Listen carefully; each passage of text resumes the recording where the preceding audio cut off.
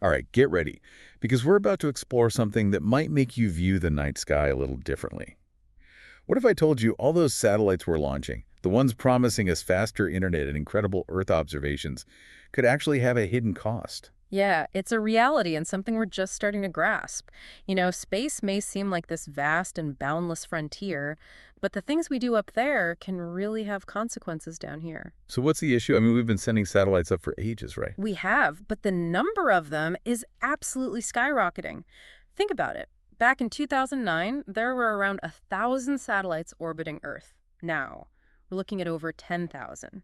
And get this, projections show it could reach a mind-blowing 100,000 by 2030. Wow, that's a huge increase. But these satellites don't stay up there forever, do they? You're right. Most are designed to burn up in the atmosphere when they're done with their mission. It's to avoid adding to the space junk problem. But here's the thing. Most satellites are made from aluminum alloys. And that aluminum doesn't just vanish when it burns up. So where does it end up? Well, it turns into these tiny particles of aluminum oxide that spread high in our atmosphere. And that's where things get a little concerning. Remember the ozone layer scare back in the 80s? Yeah, the whole CFC situation and that whole over Antarctica, definitely scary stuff. Well, it turns out that aluminum oxide can actually speed up those same ozone-depleting reactions we worked so hard to stop. Wait, so we might be creating another ozone problem, but this time it's originating from space. Basically, yes. Kind of ironic, isn't it? We're pushing forward with space exploration, but we could be harming the very thing that safeguards life on Earth. Yeah, that's definitely something to think about. So what does the science say about how serious this is? I've heard it called aluminum rain. How bad is it really? Well, researchers have modeled a typical satellite reentry, let's say one weighing 250 kilograms. They discovered that something like 30 kilograms of aluminum oxide nanoparticles would be released into the atmosphere. 30 kilograms from just one satellite. And we're talking about adding tens of thousands more up there. That can't be good. No, it's not. And it's not just theoretical anymore. Scientists have actually found aluminum and other metals from spacecraft in about 10% of the stratospheric aerosol particles they've analyzed. So it's already measurable. That's a little unsettling to hear. And what's more concerning is that we're adding more aluminum to the upper atmosphere from these satellite reentries than from natural sources like meteoroids. You're absolutely right. Just in 2022, satellite reentries put almost 30% more aluminum into the upper atmosphere than meteoroids. And with all these massive constellations of satellites being planned, some forecasts suggest reentry rates could increase tenfold. A tenfold increase. That's incredible. Honestly, I hadn't really thought about the environmental impact of space exploration before. It's a bit of a wake-up call. It definitely highlights how connected everything is. What we do in space has real, tangible effects back here on Earth, even something that seems as remote as satellite reentry. Before we continue, I want to remind our listeners to follow meteorologist Rob Jones. He has more insights just like this. Yes, definitely. Rob shares amazing content on his social media. You can find him on Instagram, @meteorologist, on TikTok, @tvmeteorologist, and on YouTube, be sure to subscribe to Rob Jones Hurricane. That's also where you'll find the Meteorology Matters podcast playlist. Okay, let's get back to this aluminum rain. We've covered the problem, but what are the potential long-term consequences? What are scientists most worried about? Well, the biggest concern is that we just don't fully understand how all this extra aluminum oxide will affect the ozone layer in the long run, let alone its effects on the overall chemistry of our atmosphere. I mean, we know it can contribute to ozone depletion, but there's so much we still don't know. It's almost like we're conducting this massive experiment with our planet's protective shield, and we aren't really sure what the outcome will be. And we're back with Meteorology Matters. Before the break, we were discussing this concerning issue of aluminum rain and how those leftover bits from satellites we send up could be damaging the ozone layer. It's not exactly the kind of space legacy we want to be leaving behind, right? The big question is, what can we do about it? Is there any way to clean up this mess? Or even better, stop it from happening in the first place? Well, awareness is a good first step, which is what we're doing right now. The good news is researchers and engineers are exploring some promising solutions. Okay, I'm all ears. What are they thinking about? Well, one approach is looking at the materials we use to build these satellites. So instead of relying so much on aluminum, we could maybe explore materials that either completely burn up during reentry, meaning no harmful byproducts, or materials that create byproducts that are much less reactive with ozone. So it's like substituting ingredients in a recipe to get a different result. Exactly. And we could even go beyond the materials themselves and redesign satellites so that less material survives reentry. Think lighter materials that vaporize more easily, or even designing them to break into smaller pieces when they come back down. That would increase their surface area and help them burn up more completely. That's pretty clever. What about thinking even bigger? Could we change the way we deorbit satellites entirely? That's another interesting possibility. Imagine this. Instead of letting them burn up randomly in the atmosphere, we develop tech to safely guide them back to Earth. They could land in remote locations, or we could even recover and recycle them. Now that sounds a little like something out of science fiction. Controlled deorbiting, huh? I like it. But I imagine there must be some pretty big challenges to overcome with that kind of technology. Yeah, you're right. The main hurdle is the cost. Developing and implementing this kind of system would be a pretty significant investment. But as we've been talking about, doing nothing has a cost too. Potentially a much bigger one down the road if we see real damage to the ozone layer and our environment. It's a classic problem, right? Short-term costs versus long-term benefits. It seems like investing in protecting our planet should be obvious. But realistically, those decisions often come down to a complex mix of economics and political will. Exactly. It's a multifaceted issue that requires collaboration between scientists, engineers, policymakers, and the whole space industry. We need to find solutions that make sense environmentally and economically. That's the sweet spot we need to aim for. So it seems like we had the technological know-how to handle this, but it's more about making it a priority and getting everyone on the same page. Precisely. We have to start including environmental considerations at every stage of space exploration and satellite development, from the initial design and the materials we choose to the manufacturing process, launch procedures, and how we manage those end-of-life disposal scenarios. It really makes you realize that sustainable space exploration isn't just some idealistic concept, it's an essential part of the equation.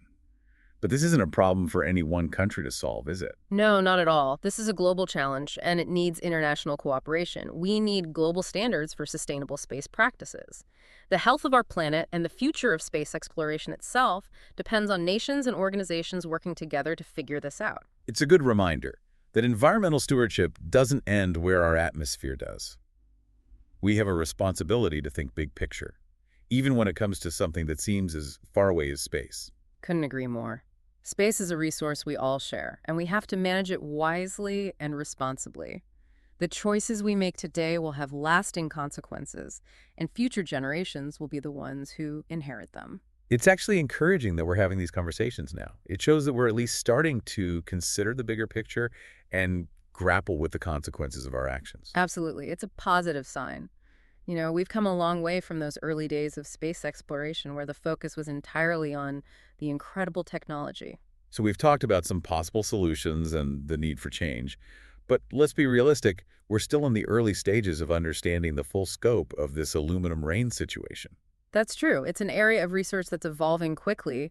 We're learning new things all the time about how what we do in space impacts the atmosphere. So where do we go from here? What are the big questions that still need answers? Well, we need more research to really get a handle on exactly how much aluminum oxide is being deposited in the atmosphere from different types of satellites and all those different reentry scenarios. And we need a much clearer understanding of the long-term effects of this aluminum oxide, not just on ozone depletion, but on the broader atmospheric chemistry. We even need to look at its potential role in climate change. So it sounds like there's still a lot of unknowns. Right. But that's the nature of science. It's all about asking questions, collecting data, and refining what we understand about how the world around us works. And with any luck, that deeper understanding will guide us towards solutions that allow us to continue exploring space. Yeah. Keep pushing the boundaries of what we know, but to do it in a way that doesn't put our own planet at risk. That's the ultimate goal, finding that balance between our desire to explore and our responsibility to protect our home planet. This leads us to a really important question, one that we'll explore in the final part of our show.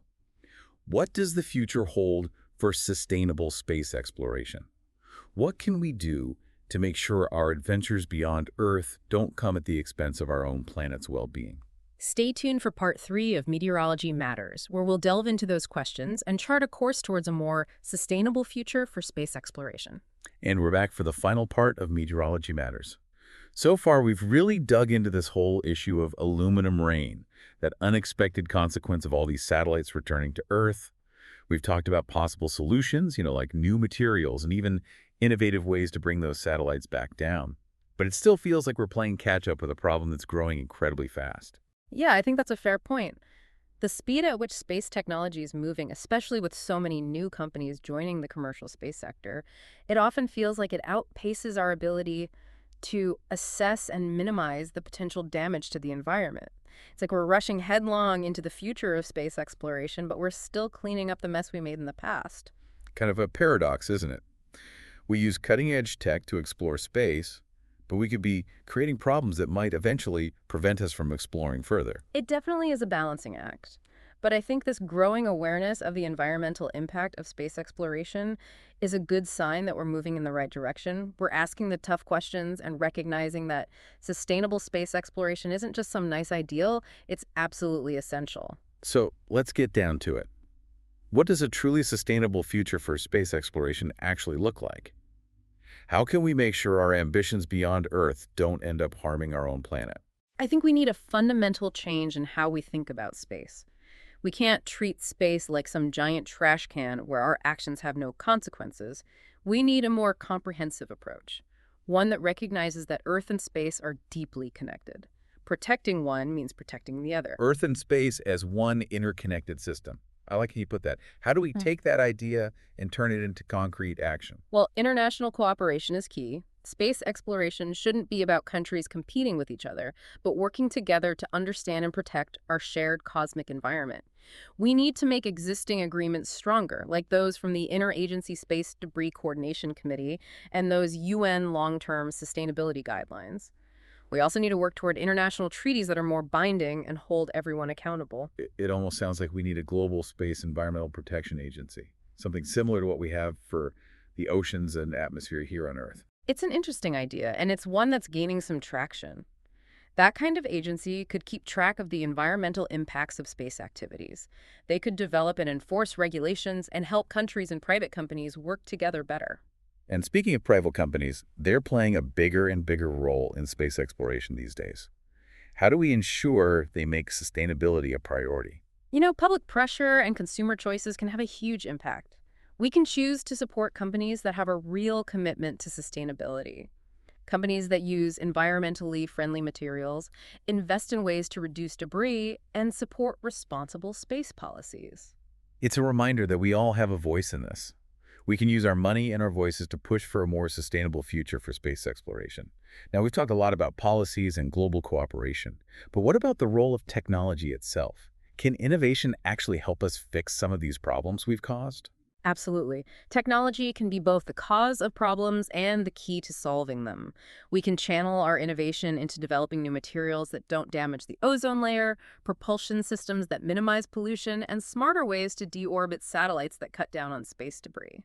It's amazing to think that the solutions to this aluminum rain problem could come from some really unexpected places. Maybe we'll see breakthroughs in material science or propulsion that not only make space exploration more sustainable, but also open up completely new ways of exploring.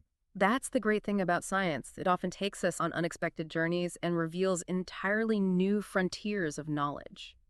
This brings us to a final and I think quite profound question.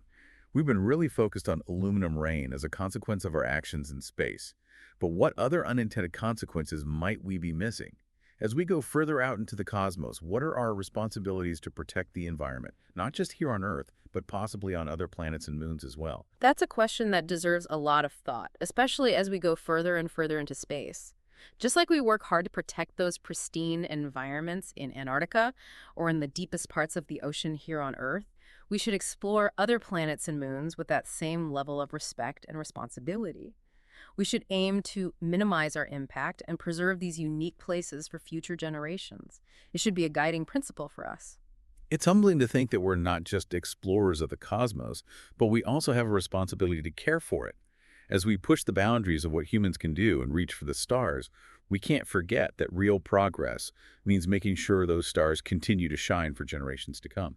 That's a beautiful way to put it, and a great place to wrap up our discussion. Thanks for joining us on Meteorology Matters for this exploration of aluminum rain and the future of sustainable space exploration. And a huge thanks to all of our listeners out there. Keep those questions coming. Keep looking up at that night sky and keep wondering about this amazing and intricate universe that we're all a part of. We'll see you next time on Meteorology Matters.